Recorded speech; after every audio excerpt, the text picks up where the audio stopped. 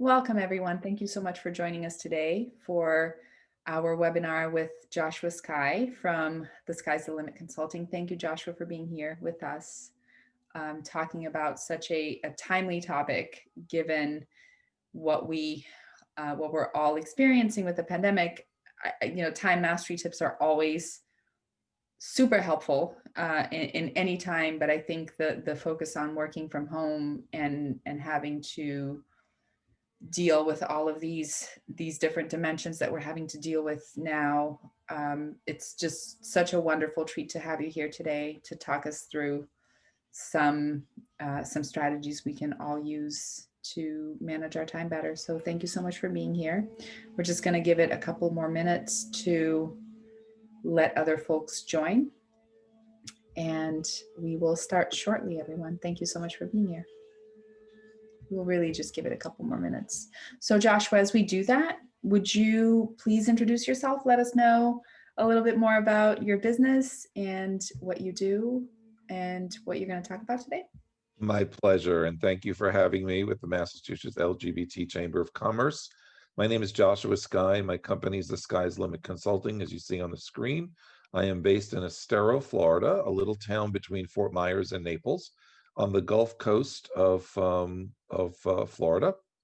We call it Southwest Florida, and by the way, we are on alert for Tropical Storm Hurricane Eta, ETA, which is now moving around in the Caribbean, but supposedly coming in our direction, maybe late Sunday, Monday, most likely just wind and rain. But anyway, that's where I am. Estero happens to be the global headquarters of Hertz Rent-A-Car, just a couple of miles down the road, and I've actually done some management training for them. And a couple of other large employers, but mostly just a part of the state with a regional population, about 1 million people. My business is what we call a human resource development consulting business. So I do that part of HR, which is training, development, predominantly training facilitation, which is not necessarily the same, and coaching. And I'll make some references to those issues as we go through the program. I've been in business for 21 years, started in 1999. I'm originally from Brooklyn, New York, just down the road from you guys. And I've been living in Southwest Florida with my spouse since 1995, so 25 years and 21 years in business.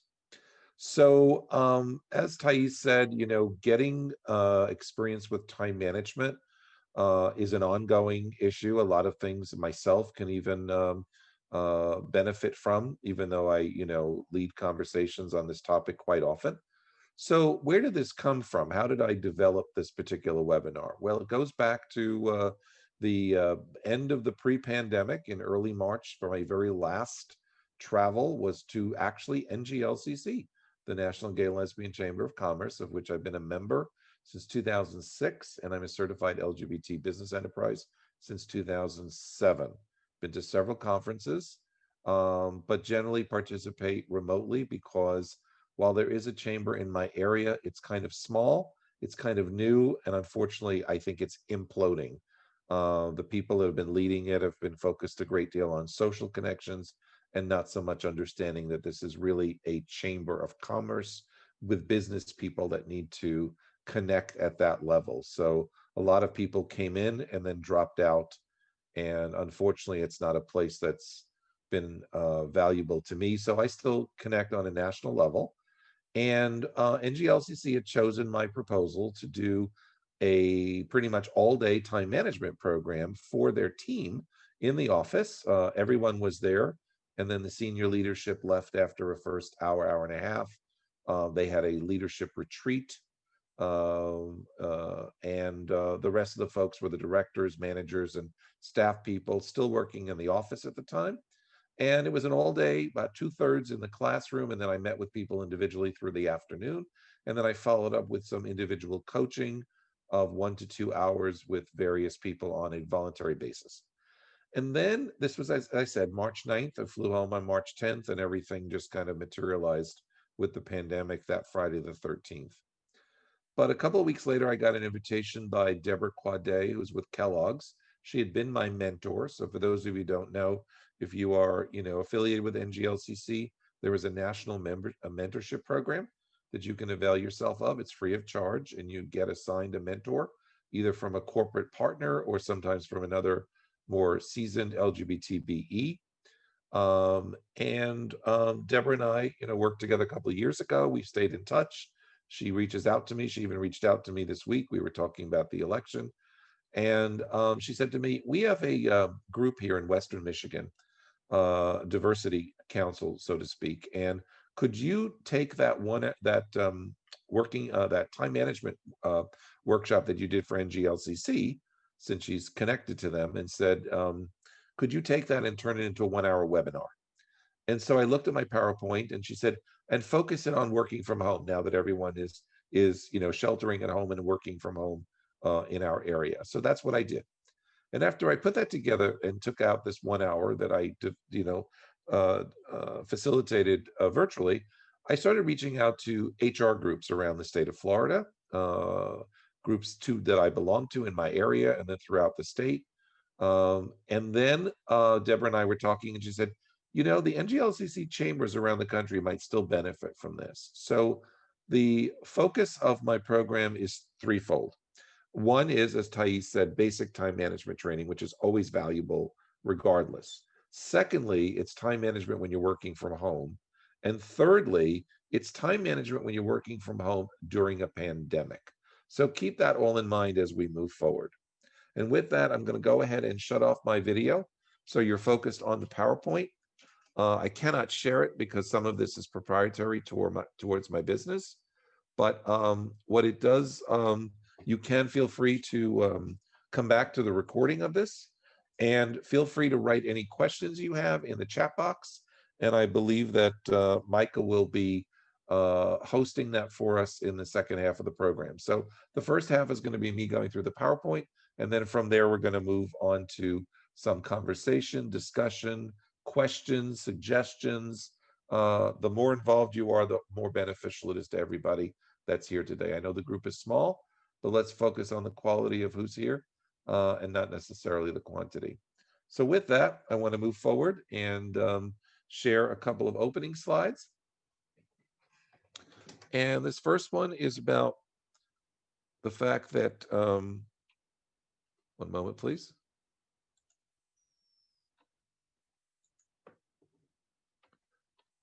Whoops, sorry, did something wrong. 1 second.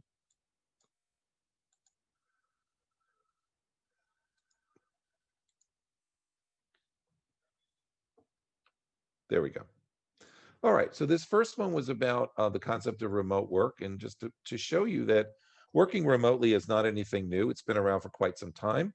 And this study is back from 2018. So just a quick look at it, even though this is pre-pandemic, to show you kind of where we were in the past. At that time, about 53% of people in the study were saying that they were working at least half of the time remotely, and as many as 70% at least 1 day a week. And this is an organization that services folks throughout the world. So the data there is, 18,000 professionals, 96 international companies, keeping in mind that working from home has been evolving. And while it used to be a perk, is now an issue of community health. Of course, this would never have taken place without the advent of technology, but we want to be sure that with that we are controlling the environment, not that the environment is controlling us. So Mark Dixon, who's the CEO of IWG, that's the International Workplace Group that created that survey, they've been in business for 30 years. They have 2.5 million users, 3,300 locations, 1,000 cities in 110 countries, and they themselves have 10,000 team members globally. And here's the quote that he said, and I'm just going to read it to you as it shows up on the screen. If you offer workers the chance to work where they need to be and not where they are told to go, it completely transforms their view of the company. They are more productive, and it's totally transformational. Here's a study that was done by PricewaterhouseCoopers with 2,000 people across many industries and functions. And it's broken into 3 sections. We've got the pre-lockdown from the early part of the year, then when we went into a lockdown pretty much on a national level, and then when we kind of came out of it late May, early June. And there are three graphs going across here. The very top one, a line going through the middle, and then the one at the bottom. And of course, they all dropped right at the lockdown. But what's interesting about this is that in all three of these categories, performance levels seem to go back to where they were originally. So I thought that was interesting to share. And a study was done at the same time by Price Waterhouse Coopers. They were asking CFOs whether they had concerns about productivity. And the beginning of this, 63% in March thought that productivity was going to suffer. But by the time we hit June and people were acclimating to this process, it dropped down to more like 1 out of 4. And my gut feeling is that number has dropped down even more since then. The study shows that higher achievers tend to work harder and longer due to those less of the distractions of finding new ways to be productive, and that other people's might have had to make adjustments, either practically or emotionally, or possibly both. But the thing that I have added, and I've kept this program fresh because, as I said, I offered it to that group in Western Michigan in April, and then I started launching it out to other groups in May, June, July. I really thought I'd be done with this way long ago. And here we are in November and we're still talking about it. But the reality is that working from home has probably changed for a lot of people. And the biggest piece of it is that, a lot of people could be zoomed out. And this truly is, affecting our overall mental health. So studies are being shown already about stress factors, fatigue, engagement with the work, performance, and of course, overall mental health. These were not things I was talking about several months ago, but they've come into the picture ever since. Now, this is also an earlier study from April, just a quick look that we jumped from 9% to 42% starting to work from home. And even back then, 60% of workers felt that they were either as, if not more productive. And then this quick study from mid-May, again, several months ago, was produced by SHRM, which is the Society for Human Resource Management. And there are 3 statistics that are up on the screen. I'll just give you a chance to scan them.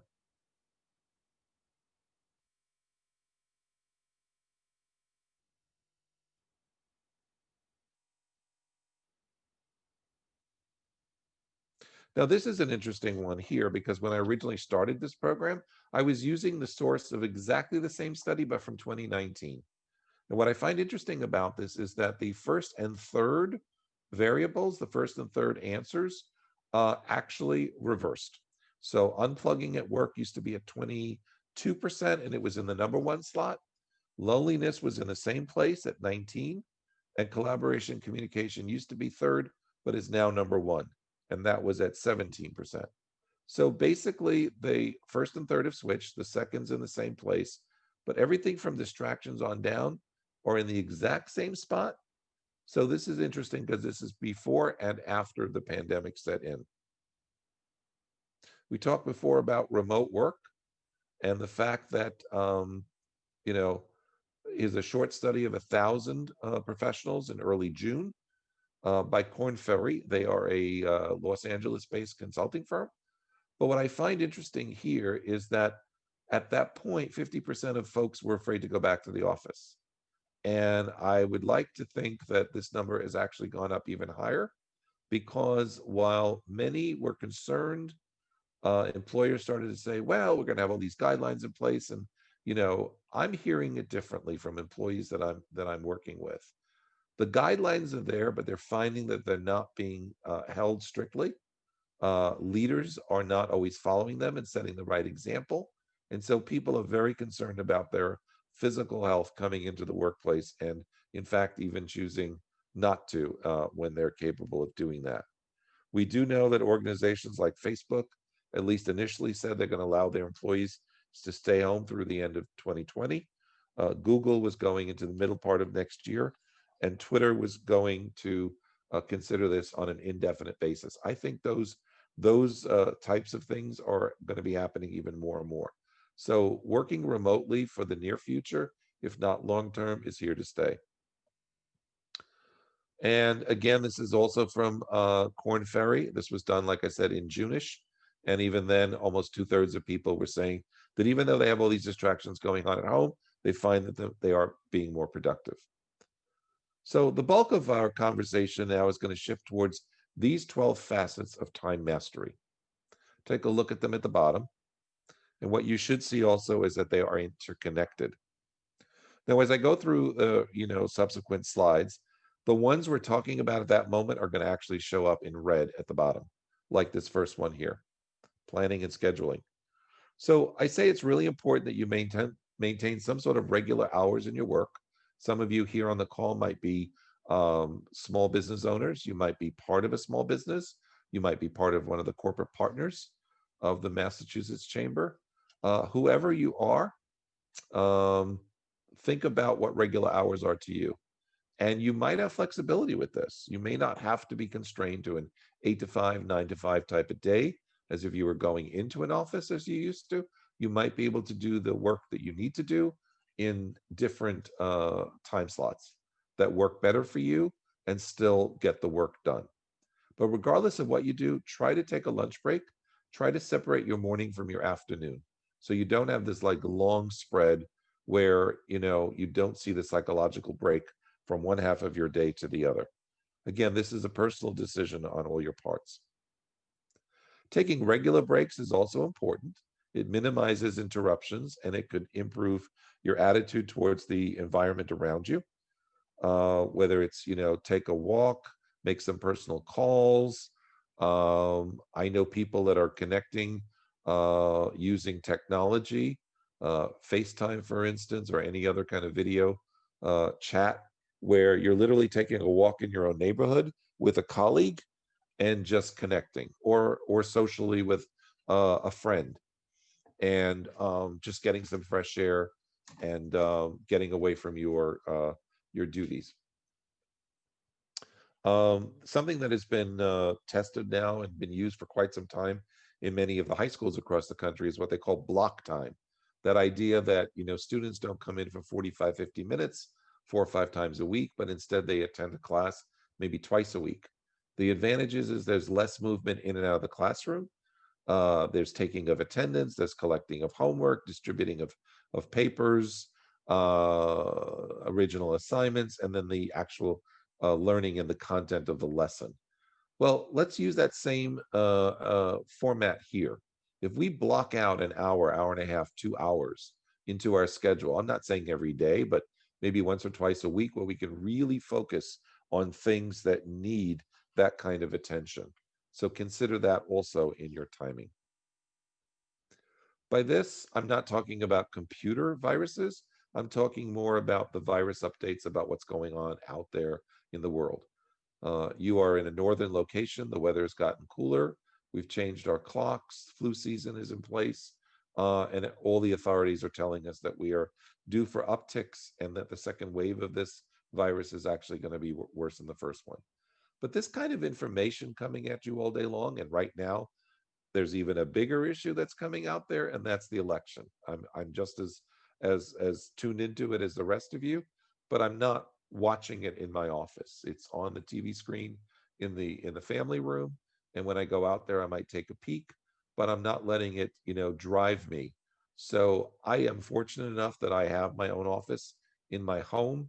My spouse works from home and only goes into his office on a rotating basis every fourth day. He'll be going in tomorrow. But we also have a home office, and we have a large home for which, we're very blessed and comfortable with, which allows us to do our work independent of each other and so forth. But I know a lot of you, especially in a metro area, might be in smaller places, smaller homes, smaller apartments. You may not have that luxury. So you really want to just be careful that you're not being bombarded by things that are kind of heavy to digest, i.e. the election, the virus, the economy, social justice issues, all of this that could be impacting and distracting you from your focus. It's very important to set boundaries and ground rules. Again, my spouse and I, we had this issue when he first started working from home regularly. I found him sitting once in the family room in the middle of the house, and being that we're in Florida, we have a lot of glass and tile, and noise carries very easily. It's not softened by carpeting. And I said to him, "You've got to take that call in your office and close the door." Because when somebody is on a, on a cell phone call, they tend to speak louder, and that noise was just permeating through the house. So now we both take our calls inside our offices, close our doors. For me, this was a big adjustment because I'm used to working by myself all day and having the whole house to myself, and not having to be concerned about closing doors. But it's interesting here because these boundaries and ground rules could be changing over time based on what's changing in your household. Maybe you live alone, maybe you don't. You have a significant other, a spouse, a roommate, a friend, whatever. And depending on what's going on with these other individuals can impact you as well. So you really have to spend time negotiating some of these things in your workspace. Starting your day by just turning on your computer, falling into the black hole of email can be dangerous. So it's really important that you have a focus every day. You know what you're going to accomplish. Before I got onto this call, I honestly did not have a very focused day yesterday. I had nothing scheduled, and I knew that I would want to be paying attention to the election results. So I basically left nothing on my calendar, and I barely worked at all. Responded to a few emails, and that's about it. But today I feel differently. I feel like I can focus, and I actually, sat down as I was preparing, waiting for all of you to join us, and thinking through what I need to do rest of today and tomorrow. So created my own to-do list so that I can be productive. With that, if we are not focusing on what we're accomplishing, we may end up with stressors. We may end up becoming discouraged that we're not getting things done. And I will tell you honestly, I've been one of those people. There are days I just feel so lethargic because of so much that's going on outside that I find it sometimes difficult to concentrate. And I just allow myself those opportunities when I can. What I want you to think about now for a moment is an iceberg floating in the water.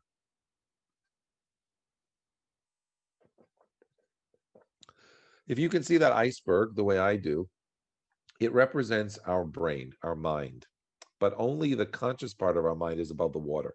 That's the part that's visible, and that's the smaller part. But the larger part is that subconscious part of our brain that is functioning 24/7. That is always operating even when we're asleep. It's the thing that pops ideas into your head.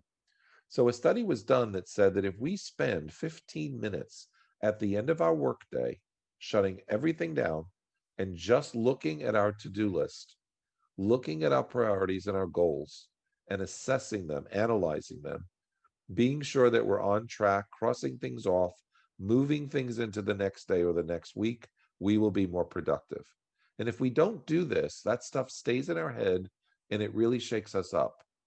So if we can contain it in the writing, whether you're doing it on paper and pencil, you have an electronic a tracking method, whatever it is, it's that psychological step of putting it down and setting it at ease that will make you, first of all, calmer, but also more productive.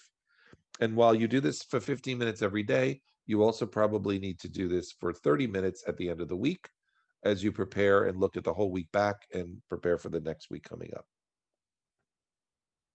Some of you may be very familiar with the work of Stephen Covey. He wrote a series of books that started from the 7 Habits of Highly Effective People.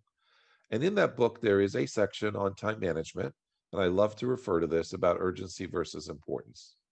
Everything that's important is not urgent, and everything that's urgent is not important. So we basically broke it down into 4 quadrants. The first quadrant is crisis mode. Everything is important. Everything is urgent. You just may have to be in that mode from time to time. But Covey said, please be careful to not be in there all the time or most of the time. That is not the best way to manage your time. The third quadrant is where things are not important but seem to be urgent. And that's trivial work. And sometimes that's even things that are coming to you from other people. Their urgency is being forced upon you. You're allowing it, and therefore you're getting it done, but not necessarily in the best interest of what you need to do for your own to-do list. The final fourth quadrant is where nothing is important and not even urgent. So we really waste a lot of time in this section here. We might feel that we're being productive, but in reality, we're not. But where Covey said we should be spending our time is in quadrant number 2. Things that are not necessarily urgent, but they are important. This is where you have to look at the work that has to be done. Brian Tracy, who wrote several books on sales, was quoted as saying, for every minute that you plan, you're going to get back between 5 to 10 minutes in valuable return.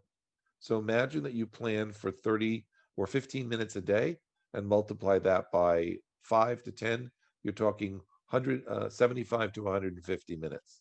That's a lot. Benjamin Franklin was quoted on many things, and here's one of his great quotes. If you fail to plan, plan to fail. If you fail to plan to fail. But if you learn to plan, that's a corollary. If you learn to plan, you can plan to learn. In other words, take the time to plan and make sure that you do it regularly, because that's the only way you're going to understand what's going on around you and learn from it. And in actuality, if you think about it, we're not really managing time. What we're doing is managing events. Now, technology is a great thing, depending on how we use it. Many people use headphones and earbuds to tune out, sounds and other people in the office to allow them to focus, and that could be a good thing. And you might still need to use this at working at home. But, technology can also be used for the meeting time that we have. We have to just be careful that we're not over meeting or that we're asking people to meet with us when it's not necessarily important to do it that way. Talking to some of my coaching clients, they feel that some of their colleagues who tend to be a little bit more lonely, maybe because they are isolated or live alone, tend to be reaching out more in this pandemic to have meetings with people. And they come off these meetings and they say, there was no value for me. Why was I there? Why did they ask me to join them? Well, in reality, the person may even be doing it subconsciously and not purposely because of their loneliness factor. They feel like they want to connect. And when you think about it, when you're in an office with other colleagues, you see them, you have, informal conversations, formal conversations. There's a lot more social interaction. But you want to really be careful that both you are not accepting these types of meetings and that also you're not asking others to do the same. And so email, can be good for information that might be shared in a meeting. There are times that email is better. There are times when interaction is, a conversation type of interaction, whether it's phone call or a quick text or, a video conference of some kind is better. But when you get into those email threads where I send you something, you respond back and forth, 6 or 7 times, we probably could have resolved what we were going to do in real time and make it move faster. So we really have to analyze that. So when it comes to team time, I developed a couple of questions that I pulled together from a few sources. What is the purpose in getting together? Who needs to be there? You as well as the others. And what do we actually want to have happen in this conversation? Are we brainstorming? Are we sharing information? Are we asking questions? What's the purpose of the conversation? And finally, how do we make sure that that conversation has the right conditions so we can actually use the meeting time in the best way? So I thought you might like these questions.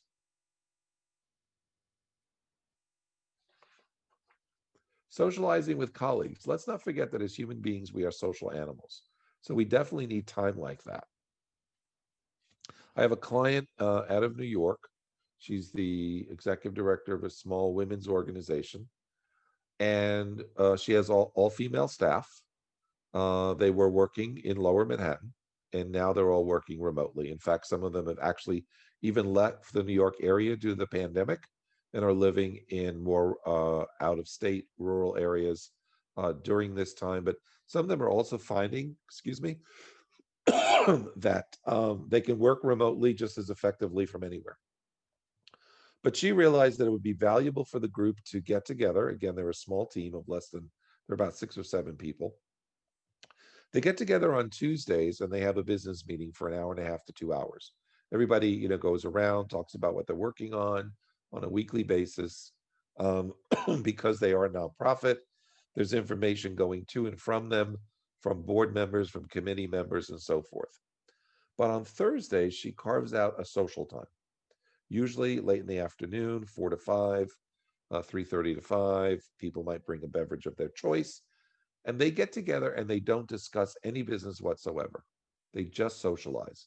They maybe talk about movies or TV programs they're watching, maybe new recipes, things going on in their personal lives, and just a connection time, but no business whatsoever. And she says that really is something that they enjoy, they look forward to. They have themes. They brought me in once to do a mini training for them during that time that was, work related, but also personal, on communication and team building. So it's more fun stuff. And we want to make sure that we have time like that. And if you work alone, it's also important to connect with people socially. I've lost a lot of that. I go to professional meetings. I do work by myself. I have an assistant. She's working remotely for me now, so we do connect by email, but sometimes we just talk on the phone or even video conference and so forth. Getting dressed can impact your attitude. That's something to consider about your mood. If you feel that you're feeling sluggish, you might want to consider, will I feel differently if I get dressed? Sitting around in my bunny slippers and my pajamas all day may not be the right thing for me, but maybe I need to change my dress so that that will change my attitude. It could have an effect on you. Um, Another thing that we've lost in this pandemic is that transition into and out of work. So think about what you used to do in your commute. Did you walk? Did you drive? Did you take a mass transit? Did you listen to the radio, the news, talk radio, audiobooks, something motivational? Or did you just enjoy silence? So, what are you doing to move from your personal to your work life and then back to your personal again at the end of the day? My stepbrother lives in lower Manhattan. And what he said was, since he wasn't going to the office, he said he goes down and takes a walk in the morning around his neighborhood for 15, 20 minutes, half an hour, gets some fresh air, and then does the same thing with his wife at the end of the day. And so that's his transition because he's literally working in a second bedroom. Some of you may be working at desks in your, or just sitting at a dining room table, kitchen table. I know there's some people working in a bedroom because they've got other adults in the house and that's the only private space. And of course, now that the weather has gotten cooler for you up north, that's going to make it more difficult to work outside, which was the case. So pay attention to the transition and what you are doing about that, so that you really have that break between one and the other. You don't want to sit there and have your breakfast and then turn on your laptop and just say, okay, I'm working. It's kind of like, let me close out that personal part of my life, maybe make another cup of coffee, sit down, and then open up and start your day, and then really shut down at the end of the day as well. I said before about clarifying boundaries in time and space with your colleagues. I'm saying the people at work, at home, but you do also need to do this with your colleagues and possibly your supervisor or your teammates. Be careful to ask for what you need. Don't hesitate to do that. I had a coaching client here in Florida back in the early part of this. She and her husband had a small 7-year-old second grader, a little girl. Her husband had a job that was essential and could only be performed at the workplace. So whereas she used to work from home twice a week with no one at home, she's now working 5 days a week with a 7-year-old. And she was struggling because she really said, I don't know how I can meet everybody's needs. My daughter needs me between 3 to 4 hours a day to help with the virtual learning, to prepare lunch, to have lunch with her. Um, she needed that time. And she said, how do I get my work done? And I said, what you need to do is sit down and talk to your boss about it. Her boss has always been very supportive, understands her situation. Like many of us, including myself, she probably had goals for 2020. I know I did. My first quarter went along smoothly. It was a great first quarter. I had many things in my pipeline for the second quarter and beyond. And then many things that I had scheduled could shift virtual, but some things could not. Projects that were going to happen that had not been committed to went to the wayside. So, depending on the nature of your business and how you've been able to adjust your sales with the wind, you may also have to think about what you're doing differently. And again, ask for what you need from people all around you. People can't help you unless they understand what you need. Be sure to hold yourself accountable, see the accomplishments, look at the big picture items you're working on. and also analyze those things that could be time wasters, because busyness, that's BUSYNESS, doesn't guarantee results. And really, what are we managing at the end of the day? It's really, time management is really about self-management. I said earlier, it's about not managing time, but events, but also time management is really about self-management. We have a couple of more slides here, and then we're going to shift towards the chat time. It's also important to stay positive. Look at what you're doing to help yourself do that, whether it's something motivational, a quick motivational thing that you read, a TED talk, some other kind of YouTube program, something that just boosts you up and allows you to stay positive and stay focused. And this could just be a treat that you give yourself to break up, your morning or your afternoon. And then also identify the benefits of that change. Now, prior to going out on my own 21 years ago with my business, I was working internally at a local hospice. And while I was not a clinical person, I was in a quasi HR role. My title was educator coordinator, but I was really doing a lot of HR related things. And part of that was new employee orientation.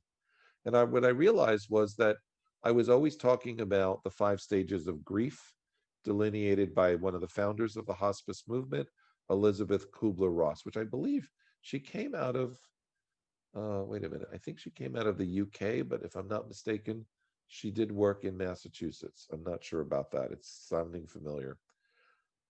But whenever I talked about grief related to patients that were dying and their family members, I always began to realize that grief can come in many different forms.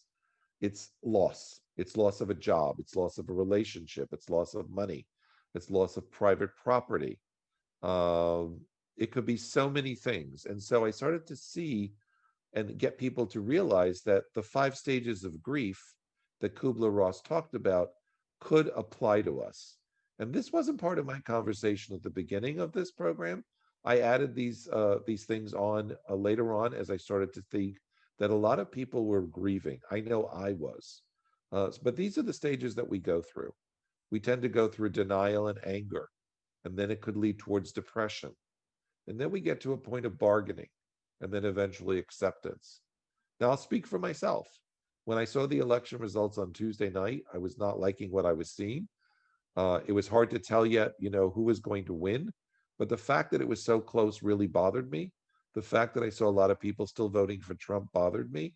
The fact that I saw that certain senatorial races were being won by people that I thought would most likely be defeated.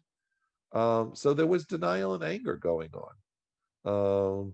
And then it kind of moved towards a melancholy mood when I went to bed late into the hours on Wednesday morning from Tuesday night, just hoping that this was not a repeat of 4 years ago. But when I got up in the morning, I saw what was going on. I saw there was a potential clear path to victory for Biden.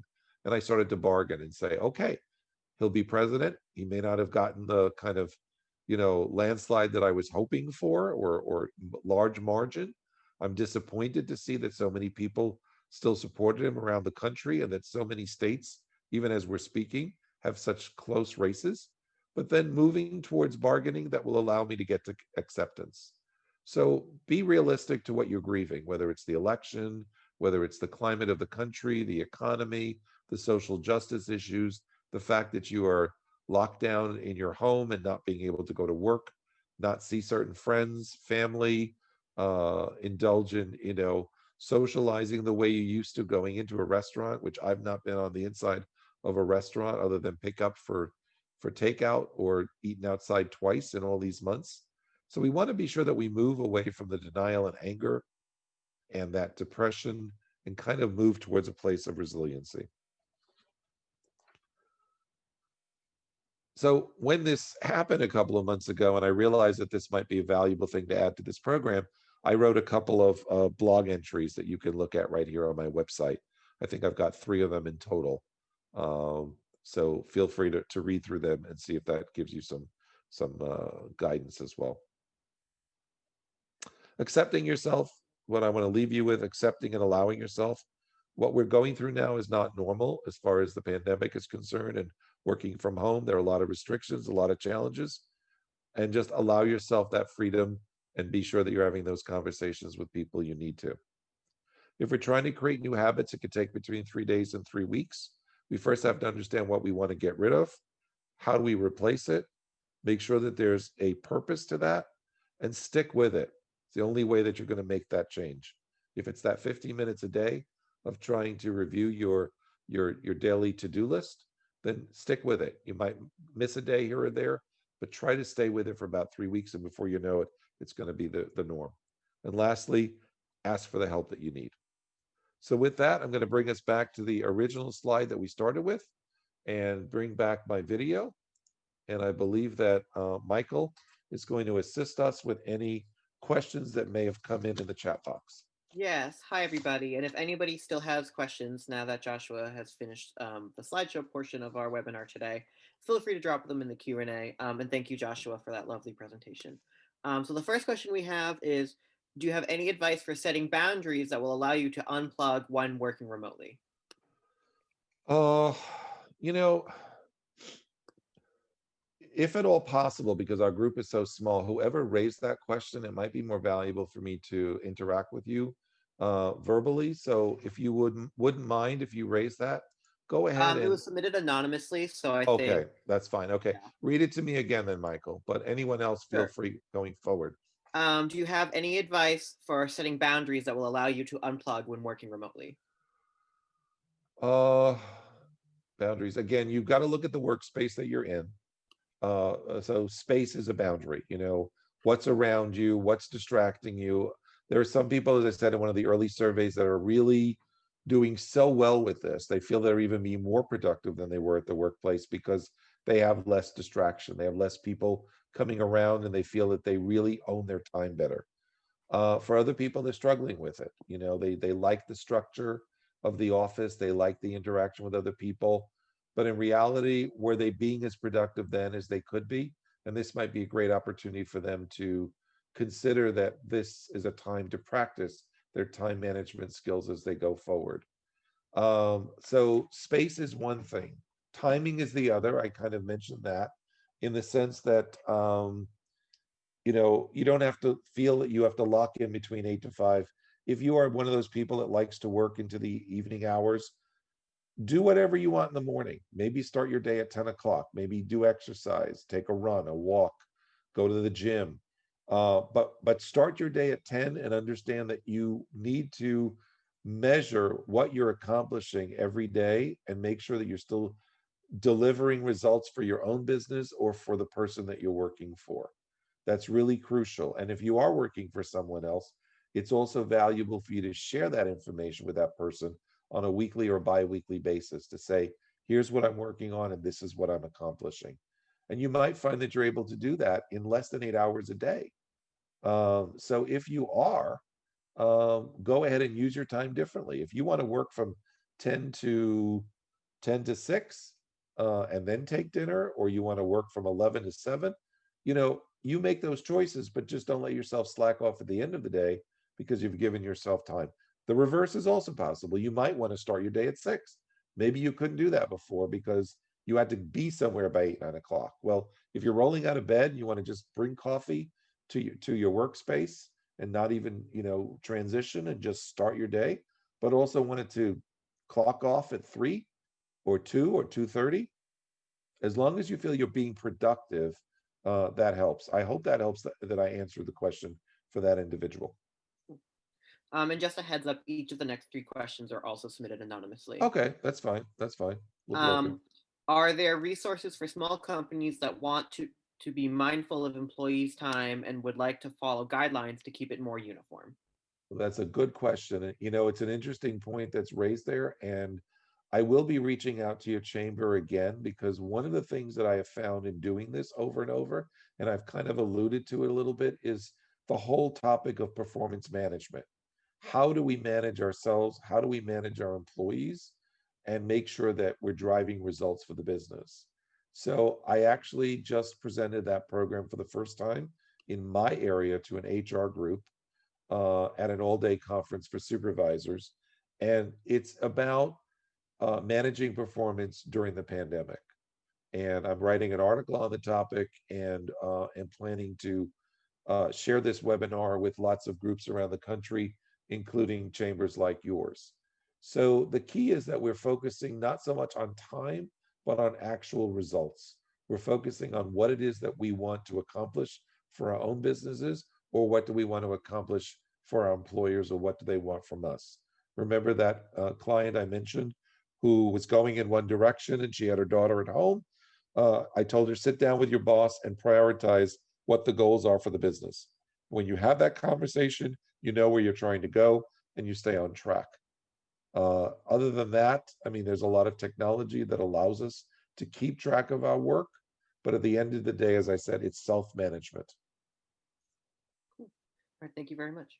The next question is, do you have any advice for when we might have to transition back to working in the office?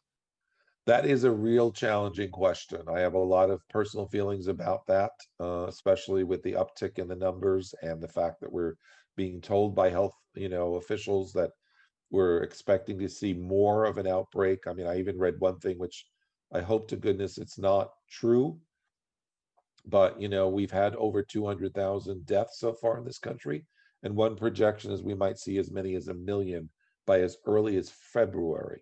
And that's 1 out of 330 Americans, and that's only a few months away. So I really would caution employers and employees that if you can still work from home, try to do so, because of the danger of how serious this disease is. I just had a conversation with somebody earlier today who said that a friend of theirs, the husband, contracted it and is doing quite poorly, and yet his wife has tested negative. So we really don't know enough about this disease to make those decisions. And secondly, if it is working so far, stick with it, because the other thing I hear rolling around is we may be tired of this virus and have, pandemic fatigue, that we just wish it would be over already and we'd be back to normal. But, we may be tired of the virus, but the virus is not tired of us. And so we really can't let our guard go down. We really need to stay focused on what's in the best interest of ourselves and our employees. So if you can still work remotely, follow the lead of some major corporations that are doing so. There's a reason why they are. And if you're a small employer and you have a couple of employees and you push them to come in or make them feel guilty about coming in, there could be a litigation issues relating to that as well, because this is not just about docking somebody for not coming to work or, asking them, this is about life and death. And I think that's really going to be a concern in employment law going forward. Very true. All right, this is the last question we have as of now. So I'm going to do a last call. If anyone has any additional questions, put them in the Q&A now. Otherwise, in the meantime, we have a question. Should I schedule my breaks or take them spontaneously when I find time? I think that's a good question. I like that one. And I have one more question. So I'm going to throw my question out so people can throw them into the chat box as we're speaking. My question basically is this: you've given an hour of your time today. You may have felt that, working from home is old news. Time management is not something you need, yet you chose to participate today. So my question for the chat box is, what's your biggest takeaway from today? If you would just share that. Was there something I mentioned that validated something you're already doing? Was it a suggestion I gave you that was new that you're going to try? Or is there a question you still have? But what's your biggest takeaway? So let me go back to answering the question you just proposed, Michael, and that was about taking breaks. I think that if you develop a schedule for yourself and say, hey, let's just say someone's working traditionally and says, I'm going to work from 8 to 10 and then 10 to 12, but somewhere in there, I'm going to take a 10, 15-minute break to break up my morning and my afternoon. All depends on meetings you have, phone calls, something you're trying to accomplish that day. And, feel free to, break it around a little bit. If you feel like you need that break, you need to get up, you need to move your body around, you need to get the juices flowing. Do it earlier. Don't be constrained to the time on the clock. At the same time, just be wary of the fact that you're not taking so many breaks that you aren't getting things done. So know yourself. Is 10, 15 minutes better? Do you need 5 minutes every hour? Really think about it and think about how you function when you did work in the workplace, because most likely you got up a little bit more often there. to socialize, to talk to people, break room, what have you. So don't be as constricted with it, I think is my final point here. But at the same time, be a little bit flexible as well. And we did just get another question actually, which is Okay. plan your workload asking yourself this question: what is important and what is not urgent? Or I guess that's an answer to what their biggest takeaway was. Okay. So the answer was deciding What's important and not urgent. urgent, right? And that's where Covey talked about the crisis mode. We tend to think that everything has to be done now, or somebody else is pressuring us to do it now, and that urgency is not real. So it's realizing while it's important, it's not urgent, and just focus on those things that truly are urgent. So I'm glad somebody got that as a takeaway. And then we have another takeaway, which is that flexibility increases productivity. Yes, it does. Yes, it does. Absolutely. Absolutely. Be flexible with yourself, be flexible with your team, your colleagues. If you are the business owner, if you're not, talk to your supervisor about that, your manager, your business owner. Um, you know, that's another thing I'm finding here with this is that things are shifting, not just on a monthly, but sometimes a weekly or a daily basis. I mean, for instance, with this election this week, which has a lot, at stake, people's ability to focus yesterday was probably very difficult, regardless of which side of the aisle you sit on. I purposely left my day open and didn't schedule anything because I expected that I would not be able to be as productive. So allow yourself to do that. And if I find myself doing a little work on a Saturday or Sunday, that's my choice in reciprocation for that. And then we had another one, just another person just dropped their most biggest takeaway, which is that it was interesting to see the initial chart with dips and peaks for different people. Okay, specifically dips and charts. Okay, trying to I understand what think that. like yeah, if whoever submitted that, if they could specify. Okay. But I think I remember it was the chart you showed that was like kind of like the snake that went up and down and like how people fluctuate throughout the day Oh yes, yes, yes, with exactly. productivity. Right, right, right, right. Yeah, good. Well, thank you everybody for attending today. Thank you again, Joshua, for joining us. We so appreciate your time. If anyone wants to rewatch this recording, it'll be put on our YouTube channel either tomorrow or early next week. We have a full week of programming coming up November 16th through 20th for Virtual Job Week. And then we're going to be announcing other webinars as they come. So keep an eye on our social media, our newsletter, our events page on our website. And then Joshua, are they able to contact you if they have any follow-up Yes, questions? that's what I was going to say. Reminding people again that there's my information on that final slide. Again, especially since so many questions came in anonymously here, you might still have something you want to share with me or ask me. You've got my phone number, my email, and also my LinkedIn. And hopefully we'll connect in those ways. Perfect. All right. Thank you very much, Joshua. Thank you to everybody. And I hope you all have a wonderful rest of your week.